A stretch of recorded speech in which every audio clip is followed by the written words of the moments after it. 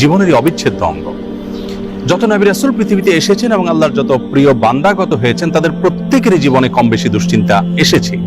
তারা তাদের সেই কঠিন সময়গুলোতে আল্লাহ রাব্বুল আলামিনের কাছে সাহায্য প্রার্থনা এবং আশ্রয় প্রার্থনা করার মাধ্যমে নিজেদেরকে এতটাই নিরাপদে রেখেছেন, এতটাই ভালো রেখেছেন, এতটাই স্বাভাবিক রেখেছেন যে কোনো বিপদ, কোনো মুসিবত, কোনো পেরেশানি, কোনো ডিপ্রেশন তাদেরকে ভেঙে ফেলতে পারেনি।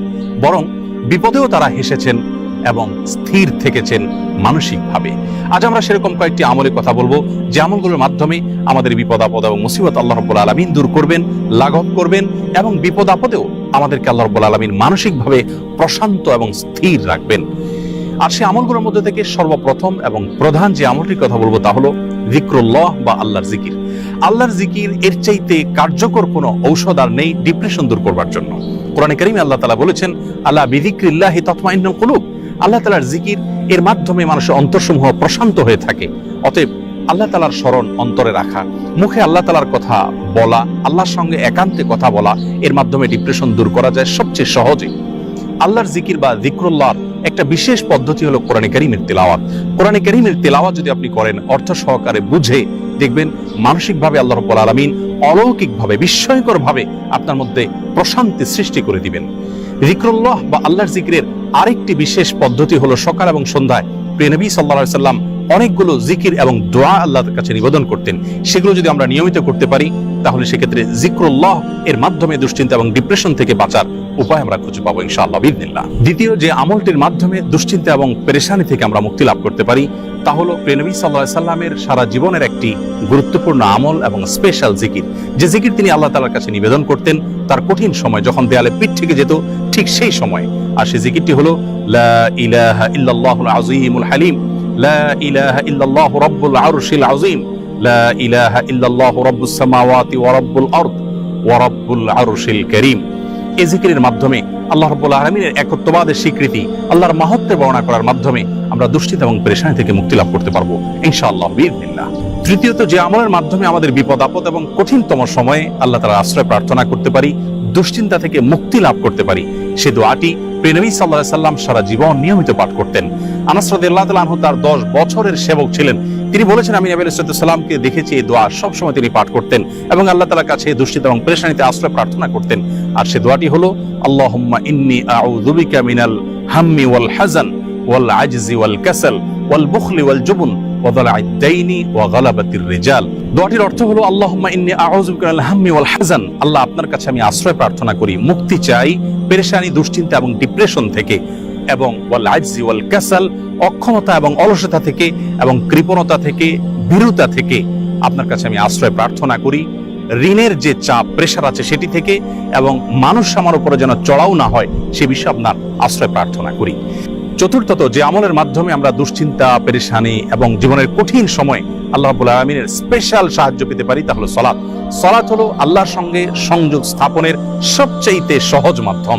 প্রিয় নবী সাল্লাল্লাহু আলাইহি সাল্লাম বলেছেন, সহিহ মুসলিমে বর্ণিত হয়েছে, আকরাবু মা ইয়াকুনুল আবদু মির রাব্বিহি ওয়া হুয়া সাজিদ, বান্দা যখন সিজদায় চলে যায় তখন আল্লাহর সবচেয়ে নিকটতম অবস্থানে সে চলে যায়, আল্লাহর সবচেয়ে কাছাকাছি যেতে পারে। এজন্য প্রিয় নবী সাল্লাল্লাহু আলাইহি সাল্লামের সারা জীবনের অভ্যাস ছিল, সূরা আবু দাউদে বর্ণিত হয়েছে, কানা ইযা হাযাবাহু আমরুন ফাযাআ ইলা সালাহ। প্রিয় নবী সাল্লাল্লাহু আলাইহি সাল্লামের জীবনে যখনই কোনো সমস্যা দেখা দিত তিনি সালাত আরম্ভ করতেন। এজন্য দুশ্চিন্তা থেকে মুক্তির জন্য সালাত এটি অতুলনীয় আমল, এর সঙ্গে অন্য কোনোটির কোনো তুলনা চলে না। আমরা যখনই কোনো বিপদ দেখা দিবে, কোনো পেরেশানিতে আমরা ভেঙে পড়ার উপক্রম হব, তখনই সাথে সাথে ওযু করে আমরা যদি নিষিদ্ধ সময় না হয় 2 রাকাত সালাতে দাঁড়িয়ে যাব, দীর্ঘ কেরাতে, দীর্ঘ রুকুতে, দীর্ঘ সিজদায় ধীর স্থিরতার সাথে 2 রাকাত সালাত আদায় করে আল্লাহর কাছে হাত তুলে আমরা চোখের পানি ফেলে দিব। সালাতের মধ্যে দুশ্চিন্তা এবং বিপদ থেকে মুক্তি লাভের জন্য যে সালাতটি সবচেয়ে বেশি কার্যকর এবং আমার জীবনে বারবার আমি পরীক্ষা করে দেখেছি যে এর মাধ্যমে আল্লাহ রাব্বুল আলামিন অলৌকিকভাবে, বিস্ময়করভাবে দুশ্চিন্তা থেকে মুক্তি দান করে থাকেন, তা হলো তাহাজ্জুদের সালাত। ভোর রাতে যখন আপনি সবাই ঘুমিয়ে থাকবে তখন উঠে 2 রাকাত সালাতে দাঁড়িয়ে যাবেন ওযু করে এবং দীর্ঘ সময় নিয়ে ধীরস্থিরতার সাথে কায়মন বাক্যে আল্লাহ তাআলার কাছে সালাত নিবেদন করবেন। সালাতের পরে যখন দুহাত তুলে আপনি প্রার্থনা করবেন, ঝরঝর করে চোখের পানি আপনার চলে আসবে, আল্লাহর সঙ্গে একান্তে কথা বলবেন, আপনি নির্ভর ফিল করবেন, দুশ্চিন্তা থেকে মুক্তি লাভ করবেন ইনশাআল্লাহ বিইذনিল্লাহ। অতএব দুশ্চিন্তা থেকে মুক্তি লাভের জন্য এই সালাতের আমলটিকে সবচেয়ে বেশি গুরুত্বের সাথে আমাদের করার চেষ্টা করতে হবে। 5 নম্বর যে আমলটির মাধ্যমে আমরা বিপদ আপদ এবং কঠিন সময় আল্লাহ তাআলা আশ্রয় প্রার্থনা করতে পারি তা হলো ইস্তেগফার। ইস্তেগফার এমন একটি বিষয় যে কোনো বর্ণনায় বর্ণিত হয়েছে, নবী আলাইহিস সালাম বলেছেন, মান লাজিমাল ইস্তেগফার, যে ব্যক্তি ইস্তেগফারকে নিজের জন্য অবধারিত করে নেয়, অপরিহার্য করে নেয়, নিয়মিত ইস্তেগফার করতেই থাকে, আল্লাহ রাব্বুল আলামিন তার সমস্ত পেরেশানি থেকে মুক্তির পথ তার জন্য সহজ করে দেন এবং বের করে দেন। এবং কোরআন কারীমে আল্লাহ তাআলা বলেছেন, ওয়া মা কানা আল্লাহু মুআযযিবাহুম ওয়া হুম ইস্তাগফিরুন, যেই মানুষেরা ইস্তেগফারের মধ্যে রত থাকে আল্লাহর আযাব তাদের প্রতি আসে না। এজন্য দুশ্চিন্তা, বিপদ আপদ, পেরেশানি, টেনশন, যে কোনো কঠিন সময় আমরা বেশি থেকে বেশি ইস্তেগফার করব। এটিও আমার ব্যক্তিগত জীবনে বারবার আমি আমল করে দেখেছি যে কঠিনতম সময়ে আল্লাহ তাআলা অলৌকিকভাবে সাহায্য করেন। 6 নম্বর আমল হলো নবী করিম সাল্লাল্লাহু আলাইহি ওয়াসাল্লামের প্রতি দুরূদ প্রেরণ করা। দুরূদের আমলটির মাধ্যমে আল্লাহ রাব্বুল আলামিন মানুষের অন্তরকে প্রশান্ত করে থাকেন, স্থির করে থাকেন, অন্তরের পেরেশানি দূর করে থাকেন, বিপদ আপদ এবং মুসিবত থেকে আল্লাহ তাআলা মুক্তি দান করে থাকেন। 7 নম্বর এবং সর্বশেষ যে আমলটির কথা বলবো তা হলো সাদাকা, দান সাদকা। সাধ্য অনুযায়ী আমরা যতটুকু করব এর মাধ্যমে আল্লাহ তাআলা আমাদেরকে বিপদ আপদ এবং কঠিন সময়ে সাহায্য করবেন, মুক্তি নসিব করবেন। সর্বশেষ যে কথাটি বলতে চাই প্রিয় দর্শক, বিপদ আপদ এবং মুসিবত আল্লাহ তাআলা কখনো কখনো বান্দাকে দিয়ে থাকেন বান্দার কল্যাণে, যার বিনিময়ে আল্লাহ রাব্বুল আলামিন জান্নাত দিবেন। দুনিয়াতে যদি সারা জীবন আমরা কষ্ট করি, বিপদে থাকি, মুসিবতে থাকি, আর এর বিপরীতে যদি চিরকালের জন্য, অনন্ত অসীমকালের জন্য জান্নাত আমার হয়ে যায়, তাহলে এটা কিন্তু আমার লাভজনক বিনিয়োগ হলো। এটি আমার জন্য কোনো লস বা ক্ষতিকর কোনো কিছু নয়। এজন্য দুশ্চিন্তা বা পেরেশানি যদি কোনো কারণে দূর না হয়, নিশ্চিতভাবে একজন ঈমানদার মনে রাখবেন যে তার মাধ্যমে আল্লাহ রাব্বুল আলামিন তাকে মহা কল্যাণের পথে নিয়ে যাচ্ছেন। আল্লাহ রাব্বুল আলামিন কঠিন সময়গুলোতে আম্বিয়া আলাইহিস সালাতু ওয়াস সালামের মতো সবরে জামিল বা উত্তমভাবে সবর তথা ধৈর্য ধারণ করার তৌফিক নসিব করুন। সকল বিপদ আপদ, সকল দুশ্চিন্তা এবং পেরেশানি থেকে আমাদের সকলকে মুক্তি নসিব করুন। আসসালামু আলাইকুম ওয়া রাহমাতুল্লাহি ওয়া বারাকাতুহু। সে ব্যক্তি সফল হয়ে গেছে যে ব্যক্তি তার আত্মাকে পরিশুদ্ধ করতে পেরেছে।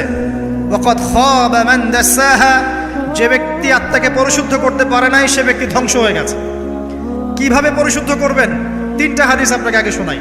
1, আল্লাহ রাব্বুল আলামিনের হাবিব মুহাম্মদ সাল্লাল্লাহু আলাইহি ওয়াসাল্লাম, দরুদ পড়েন, বলেন সাল্লাল্লাহু আলাইহি ওয়াসাল্লাম। তিনি বলছেন যে আল্লাহর এমন কিছু বান্দা আছে যারা জান্নাতে প্রবেশ করবে, যাদের অন্তরটা হবে পাখির মতো নরম। কার মতো?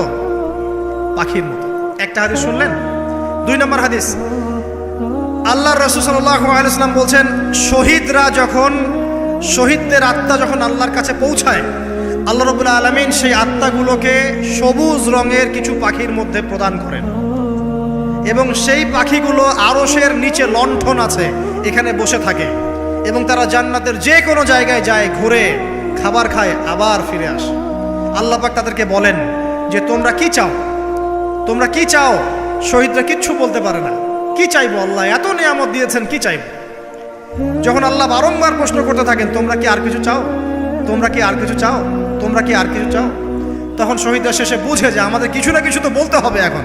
তখন তারা বলে, হে আল্লাহ, আমরা আরো একবার পৃথিবীতে যেতে চাই এবং তোমার পথে জীবন দিয়ে আবার ফিরে আসতে চাই।